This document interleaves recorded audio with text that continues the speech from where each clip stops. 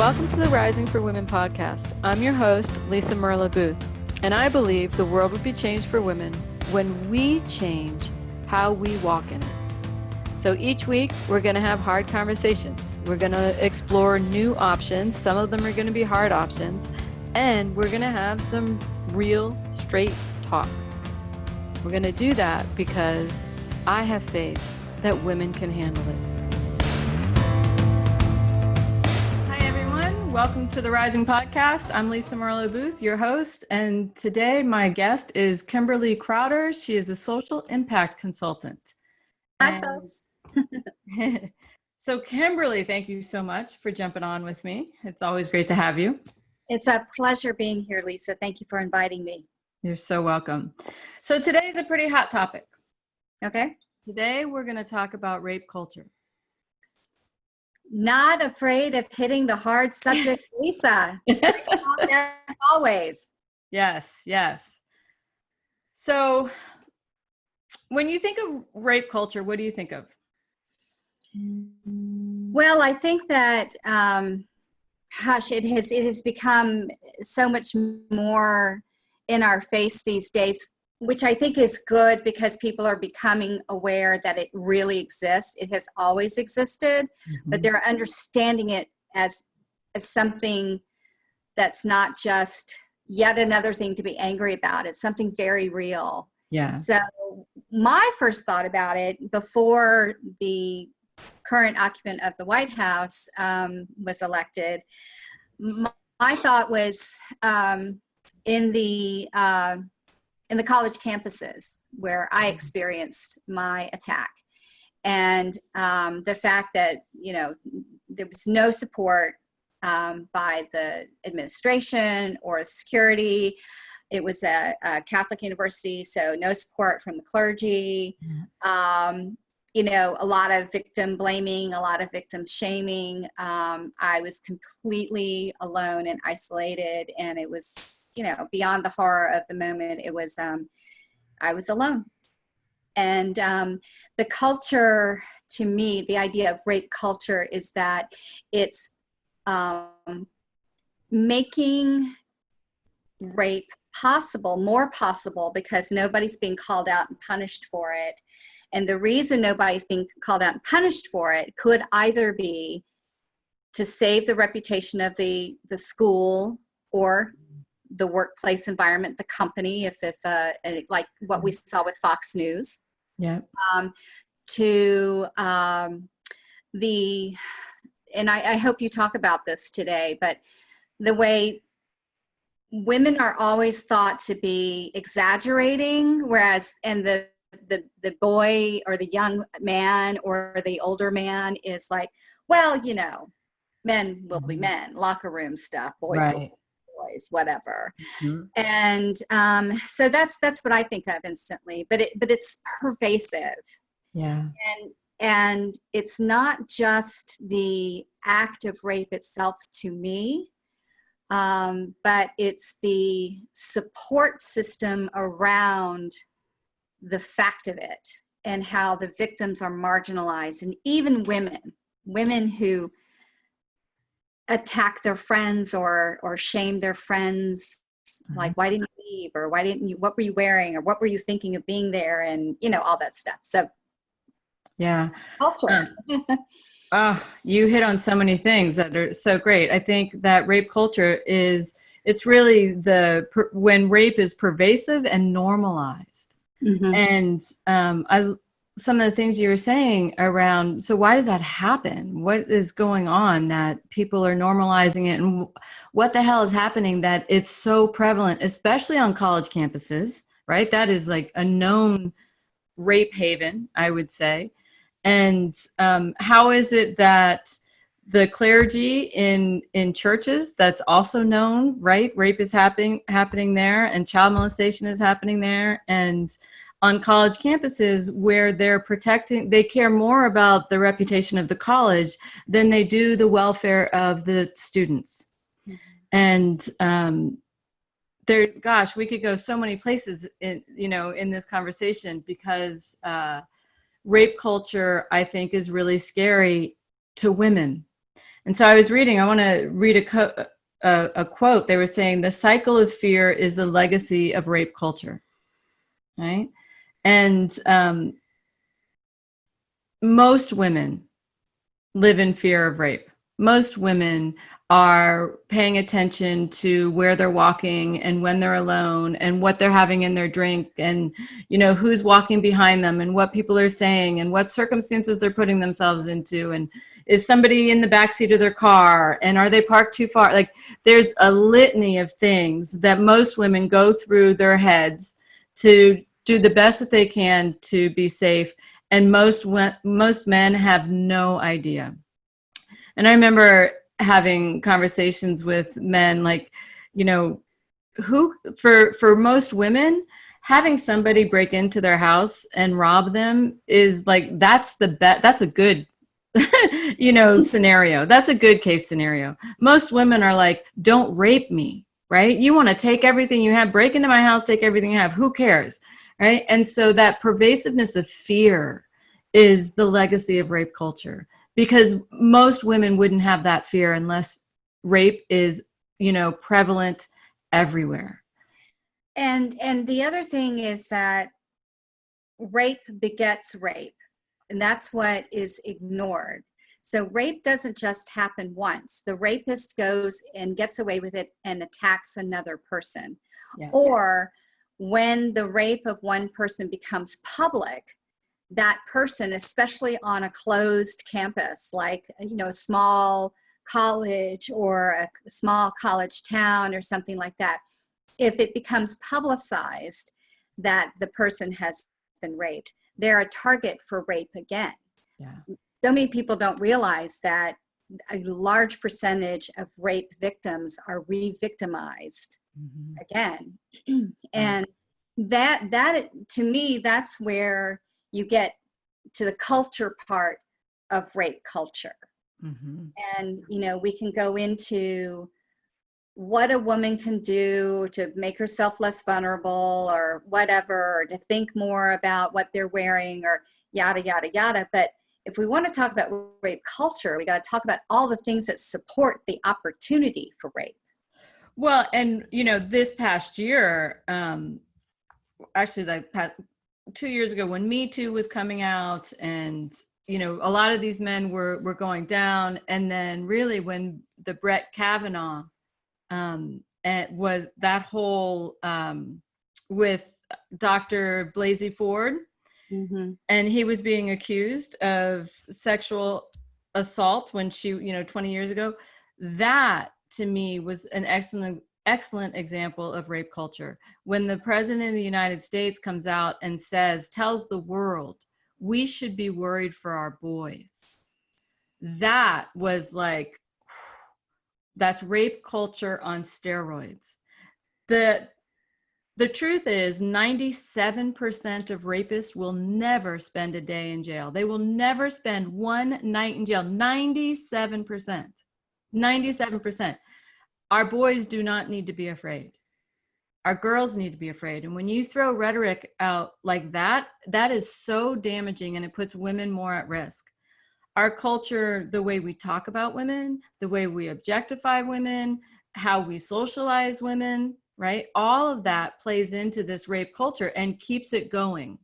And it makes the world a really scary place. And then the other piece about culture, I'd love to hear your thoughts on this, is when you have many of these women, and you talked a little bit at the beginning how you had no support from friends when this happened to you, that sometimes the women get angry at their friends, or other people get angry, especially if a woman accuses like the quarterback or, you know, the captain of the swim team or something. Then they start attacking the women. How could you do that to him? He's such a nice guy. He has such this amazing future. You just ruined his reputation. And then she gets doubly attacked, and everybody comes to his rescue, and he's put on this pedestal again. Well, just the opportunity to report rape. Every woman has the opportunity, but almost nobody reports it, because certainly now, because popular culture has, through different crime shows and and news shows and various other, women's discussion programming talks about, that women can, and they support the idea of women reporting. So my hope is that the idea of women reporting is much better than it was for me 25, 30 years ago. Right.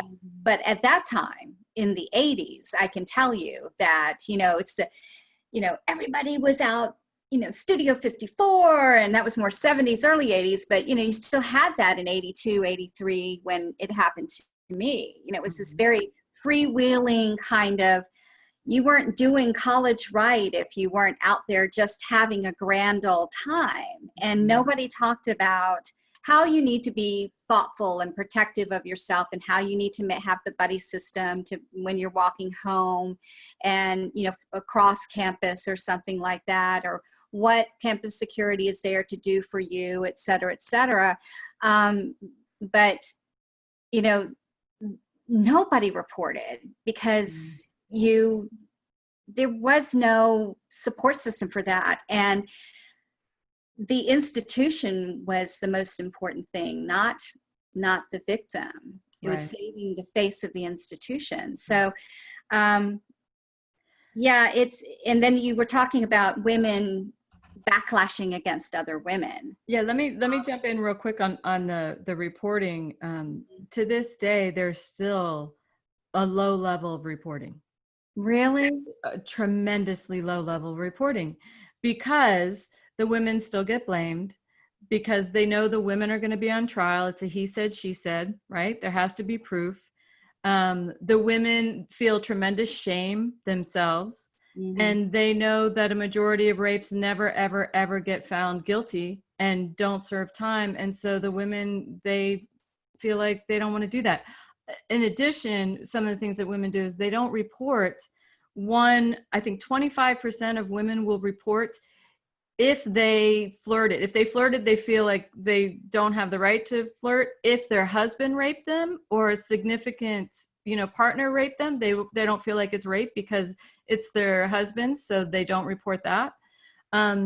It's really scary, the amount of women who don't report out of fear, out of cultural, beliefs, and out of pressure. So I just wanted to add that, because we really haven't come that far since, the 80s around reporting. Well, because of what I had experienced, I had walked into a fraternity house. This is a year or two later, and I saw a good friend of mine's younger sister, obviously way intoxicated with God knows what, in only a sweater, nothing else. And there was an open room, and I just knew that she was in the midst of being gang raped. Like, she had just walked out, and she was like dazed and confused and everything. And it turned out that the fraternity house was right next door to the campus pub that her sister, the older sister, my friend, was working at. So I cautiously, and I just immediately went downstairs. I went next door. I told her sister, I said, you have to come with me right now. I think your sister's in very big trouble. So we got her out of there. Flash forward about a month or two, and they did report, because her older sister got her, the parents got involved. They reported to the campus administration. Had she been raped? Yes, she had actually been gang raped. Oh my God. At a fraternity house, which gets into this culture thing, right? Yeah. And this part really gets into it. So I had been invited to an event with that same fraternity's, like an alumni event, like a brunch or something.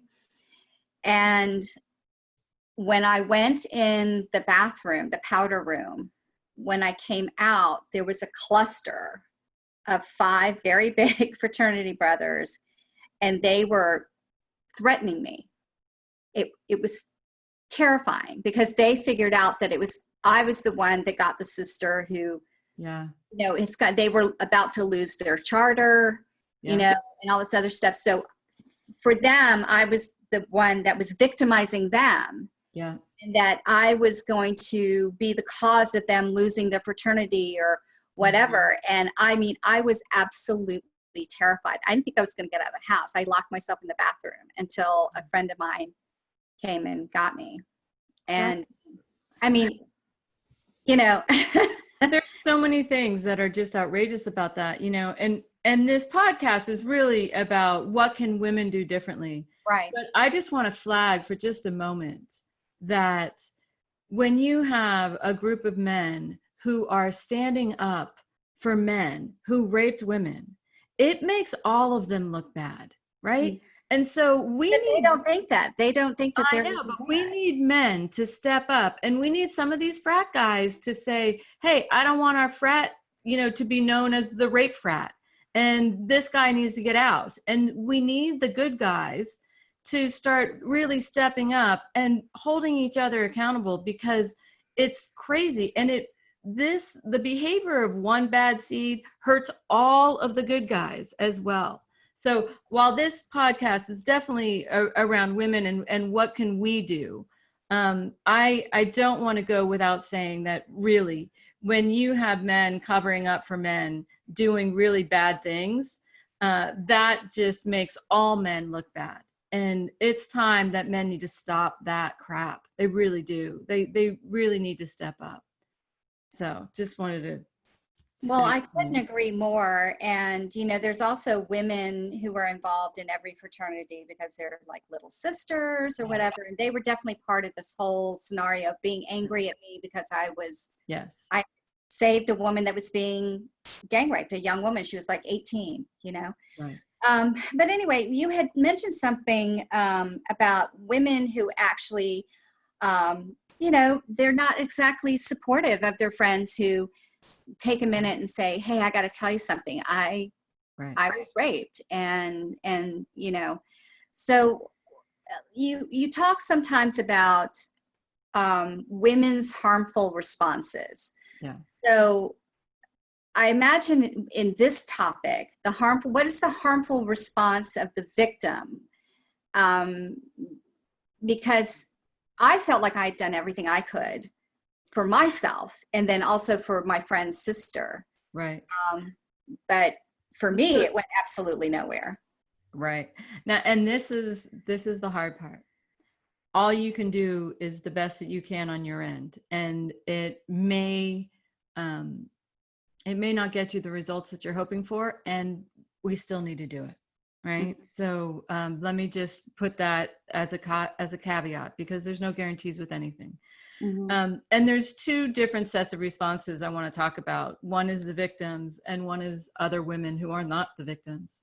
And the other women, the really harmful responses to them is the victim blaming, right? Look what she's wearing. Why was she alone? What did she do? All that kind of stuff. She's a slut anyway. She deserved it. She's a bitch. I can't, like, all of that, like mean girl stuff. Mm-hmm.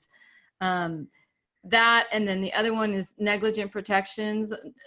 Negligent protection is where you just blindly protect somebody who did damage, right? Like the boys that were mad at me for exactly because they were going to lose their fraternity. Exactly.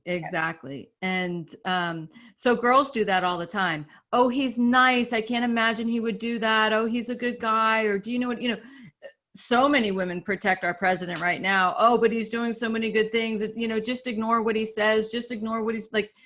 All of this negative, and with like when the videotape came out with him with the not Entertainment Tonight, but the Access Hollywood audio tape came out. And yes, it's locker room talk.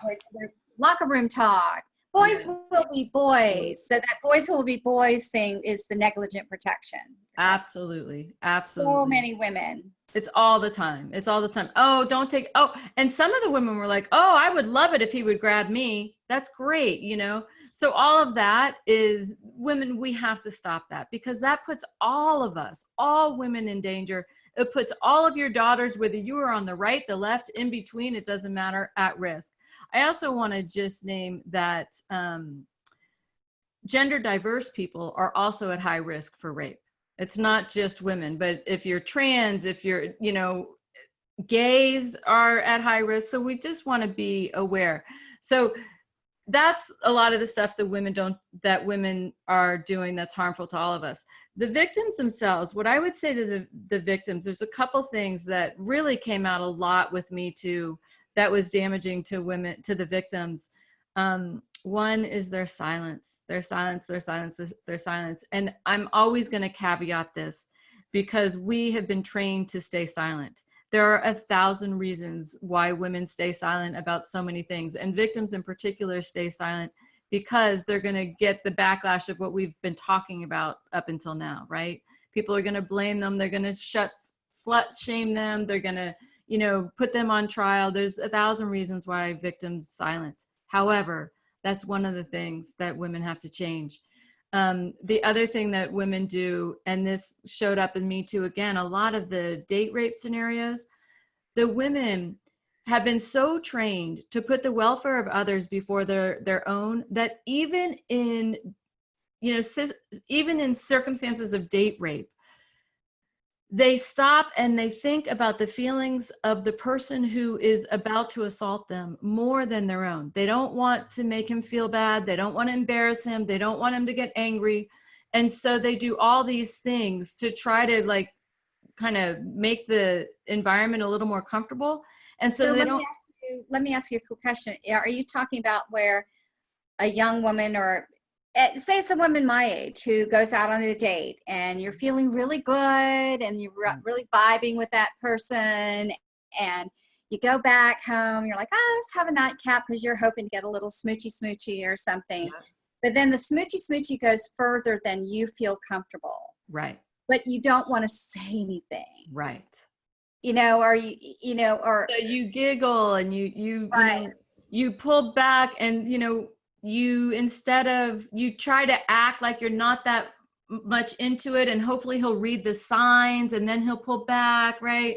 Or sometimes you'd be like, oh, you're going a little too fast, slow down. I mean, if this is somebody you would like to see again, you don't necessarily want to put them up like, hey, no, you don't want to go right.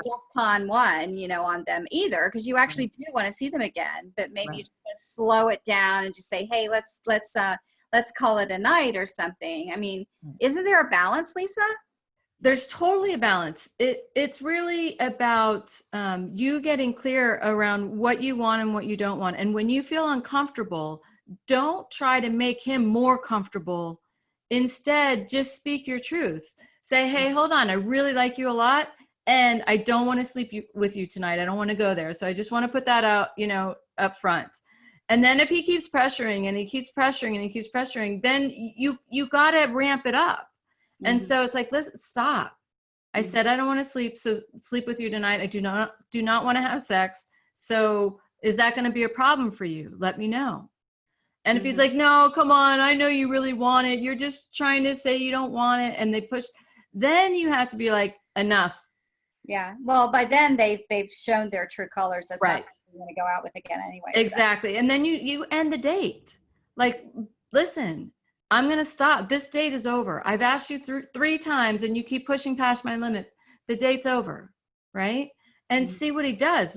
But so often women, they check themselves, they question themselves, they do all these things. They try to nice the guy into, getting it.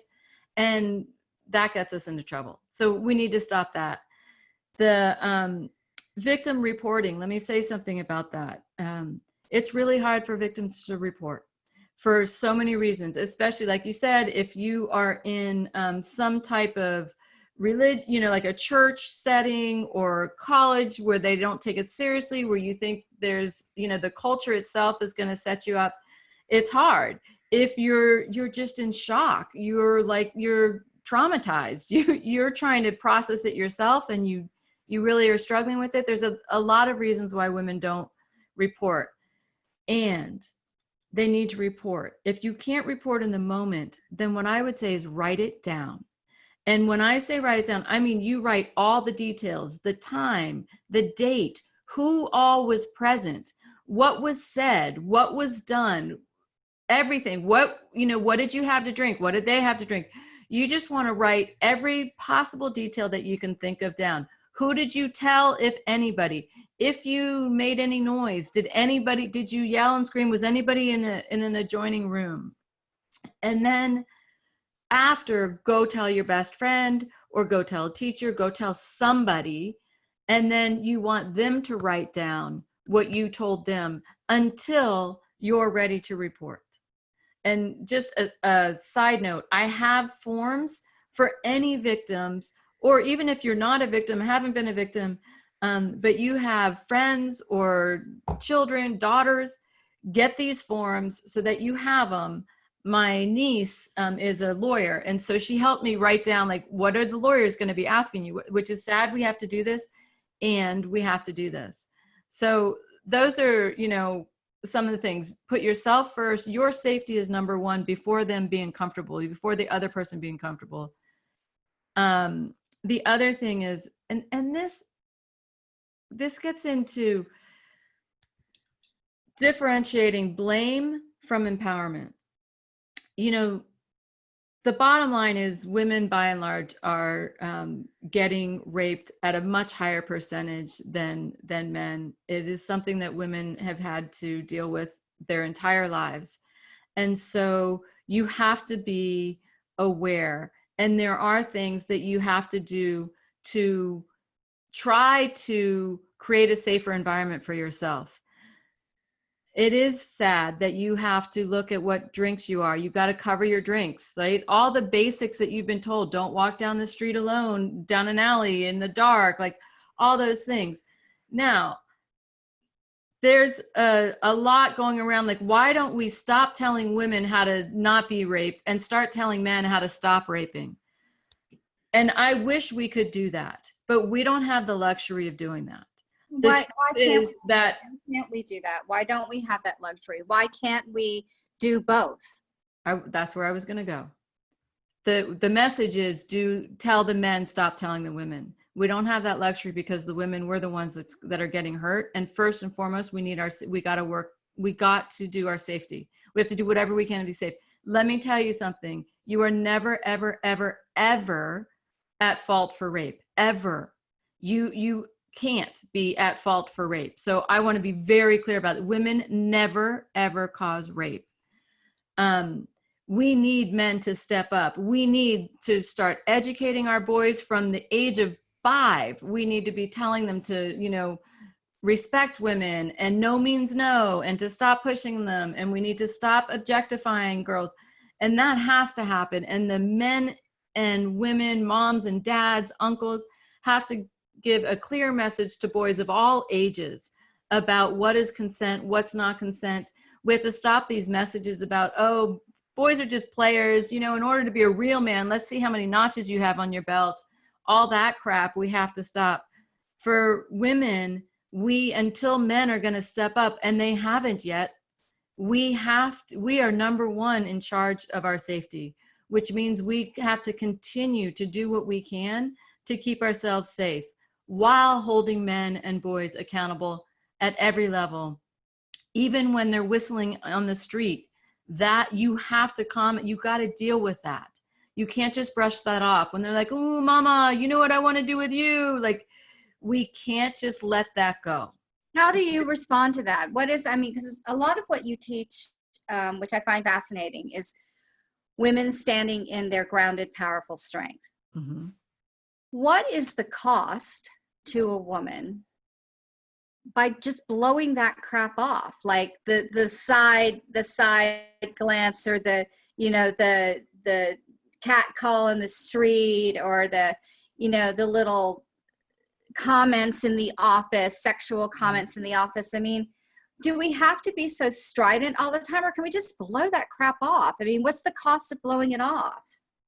The cost of blowing it off is normalizing it. And it plays into a rape culture, and it further entrenches the rape culture, right? When we normalize the sexist jokes, it's like racism. When you normalize racist jokes, and when you normalize sexism, and when you normalize objectification, look at the rack on her, right? Yeah, that's fair. I definitely would not put up with somebody said something racist, I would stop and I would address it immediately. But you're right, we have normalized the office environment or the cat calls on the street. And I like, if I heard somebody catcalling or saying something racist to somebody who passed versus saying something to me that was sexist, I would stop and I would point that out in a second if it were a racist thing. So why am I not stopping it when it's a catcall to another woman or me, you know? Right. Why am I not? Why is it that women don't call that out while some of us would call out racism? Right. Because you're right, it does normalize it. You know, here I am all worried about rape culture and I don't even realize that I'm part of it, you know, in that benign way. Is it really benign? It's complicit is what it is. And we've all been taught to be complicit. And I think, you know, probably most of us have been and probably still are on some occasions because this has been so ingrained in us. Like, it's just so normalized, we don't catch it. You know, sexist jokes and sexual jokes when you're in the office, you don't want to be seen like it's very, what's the word? No woman wants to be seen as cold or frigid. That's like, you can't, right? And or so, a bitch, or, you know, a prude, or, you know, whatever. Exactly. And women and little girls have been raised to get the attention of men, to be liked by men, to try to be one of the guys. And the only way you can do that is by letting all this stuff go. But just imagine if all the women would say, hey, that joke is not appropriate. I don't want to hear that in this office to me or anybody else again. That's like way out of line. Or, hey, Tom, you talking about your sexual escapades on the weekend, I find really offensive, and it's not appropriate for the office. Leave it at home. And if another woman came in and said, yeah, Tom, God, you know, Lisa, I'm so glad you just said that because it's been bothering the hell out of me, but I haven't been able to say that. And you know what, Tom? All of us women have been talking about it and we all actually hate it. Stop doing it, right? But instead we do that. And then another woman will come in and be like, oh, Lisa, get off your high horse. He's just joking. Who cares about his sex life? Maybe you're just not getting sex. That's why it bothers you. And so women keep ourselves down, and we keep doing it because we find it more important to be liked or kind of cool or kind of, you know, be able to be one of the guys. And it's really hurting all of us. And it plays into rape culture. So what would a grounded, powerful strength look like? Would it sort of that scenario that you just played out where one woman stands up and says, you know, that's just really not cool. That was, you know, just leave it at home. So you don't have to get on a high horse about it, but just sort of like, you know, dude, that was just not right. Yeah, but you do have to do it with, don't be so worried about how you're going to come across. Don't be more worried about how you're going to come across than you are with whether it's okay or not okay, right? So a grounded, powerful strength is just matter of fact, right? Like, I'm not worried if he's going to hate me or I'm going to be a bitch or he's going to see, like, what I know is this is hurting our culture in this office and I don't want it, right? And so I'm just going to be matter of fact. I'm like, Tom, those comments aren't okay here. Like, they're really bringing the office down. Can we clean it up? Right? And then, or if one of my colleagues says something and says, oh, Tom, that's gross, I'm going to jump in and say, yeah, Tom, we don't want to hear that. So stop bringing those into the office, right? Like, we just, a quick statement, a quick something, just to like, a quick tip for women is be the mirror. Tom, are you really coming to the office with 5 women in here and you're sharing your sex stories? Are you really doing that right now? Be the mirror. Just let them know. And then hopefully one of your other female colleagues would come in and sort of support you. That would be great. And then if he's like, oh, you did it, you know, I can save that relationship while still having that statement. I can be like, I still love you, Tom, but you got to leave that stuff at home. Right. And as long as I'm not doing that from that like gender socialization place where I'm feeling like I have to, oh God, now I have to like make everything nice. If I'm doing it just because like, he's a good guy, I like him, I just didn't like that comment, I can keep that relationship going. If he's a jerk in the office and he does these things often, I'm not going to do that second piece at all. I'm giving him no mixed messages on it. Like, I'm just, Tom, leave it at home. And if he's like, oh, and he keeps going, then I'm going to say, Tom, if you keep going, I want you to know that I'm going to report it, because now I'm feeling uncomfortable and you're dismissing what I'm saying and it's feeling like sexual harassment.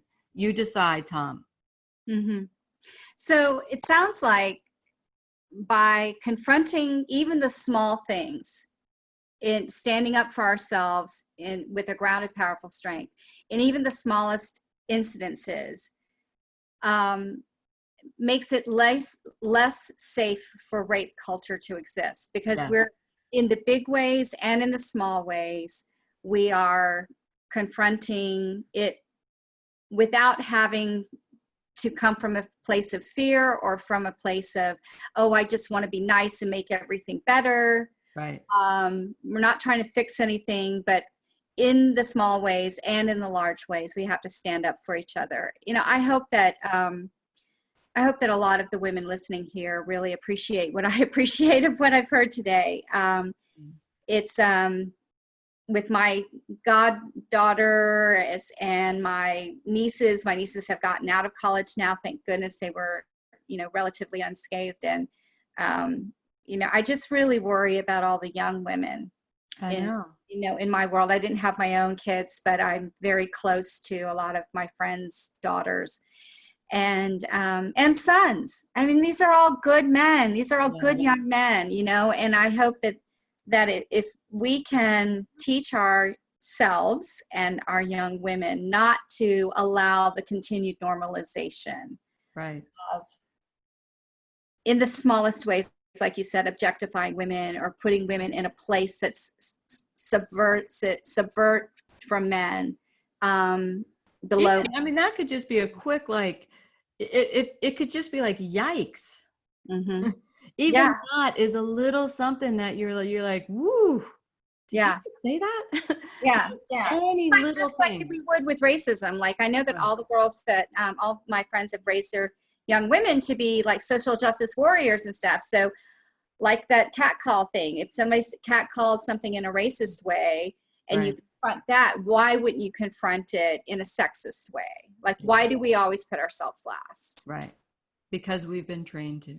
Mm-hmm. And it's time to untrain ourselves. And there are, you know, I just want to jump on one of the things you said. There are so many wonderful boys and wonderful men. There really are. We need them to rise just as much as we need the women. And we need the good guys to outnumber the bad guys. And we need them to call the other guys out. You just have to. And stop normalizing this boys will be boys stuff. And in the meantime, girls, women, we have to, because it's so ingrained and subtle. We don't even know we're doing it. And by doing that, we are contributing and complicit to rape culture, which we have to stop. So that would be like my closing tip is, like, you know, really, it's in the minutia. It's in the minutia. Pay attention to the minutia. Somebody tells you a dirty joke, you know, if you feel uncomfortable about it, then address it. If it's your close friend and they're telling you a dirty joke and you think it's funny, laugh. That's cool. But if it's a stranger and it's inappropriate and you get that ick feeling, like, address it. Say, wow, that was really inappropriate. I'm going to go over here. Like, let them sit in that ick that they just had you sit in. Mm-hmm. That's a really great idea. I do want to remind people that you had earlier offered to be contacted for a sheet, that if somebody does feel like they've been assaulted and they're not sure how to articulate it, that you have this, I guess it's a worksheet or a report sheet that you worked on with your sister who's a lawyer. My niece who's a lawyer. Yes. Yeah, I think that's so great. And subservient, that was the word I was looking for earlier. Women are not subservient to men in any way, and we don't have to be. And I really appreciate, Lisa, everything that you shared today about, you know, rape culture is an incredibly important topic, and we definitely need to rise up against it in every way. Thank you. You're so welcome. On my website, you can find the form. It's lisamerlo-booth.com. If you look at the Rising, there's a little tab that says the Rising, and under the Rising, it has resources. They're free. Get them, download them, send them to whoever you want. And remember, if you've ever been, or if you happen to be recently or in the future, please write down the details.